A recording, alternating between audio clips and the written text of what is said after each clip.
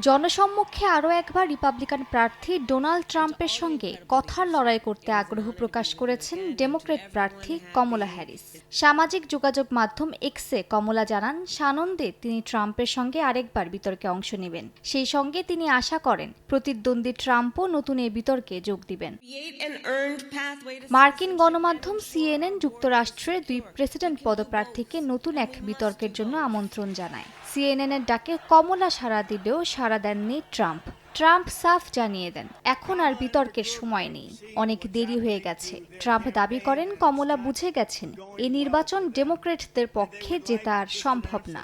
তাই শেষ মুহূর্তে এসে কমলা নতুন বিতর্কে অংশ নিতে চাচ্ছেন।